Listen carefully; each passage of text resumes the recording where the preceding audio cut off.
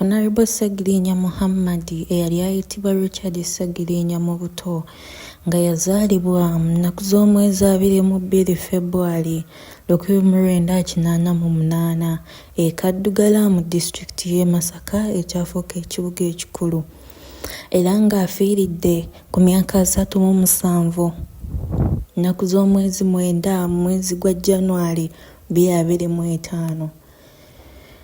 Ssegirinya yasomera ddala mpaka ku siniya ey'okuna we yava n'afuna certificate mu bya urban foods e Netherlands era kye yakozesa okwesimbawo. Honorable Ssegirinya nga we yabadde yeeyita Mr. Update yatandika okwenyigira mu by'obufuzi mu 2006 era mu 2016 yawangula ekifo kya kansala awo we yava ne yeegatta ne Nuupu we yajjira ku kifo kya MP w'e Kawempe era nga yakayingira Parliament yatawaanyizibwa nnyo ne poliisi awo n'ateekebwa mu kkomera ne munne Alan Ssewanyana.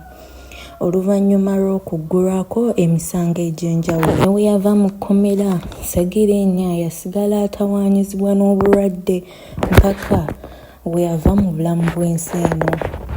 Kitalo nnyo eri bannakawempe North okufiirwako omubaka waabwe.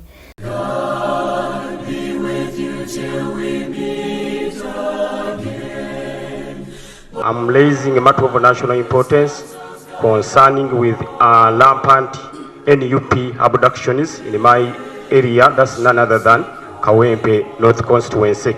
Nsigadde nze Shibah mulungi ku lwa MRU TV Pokopoko News.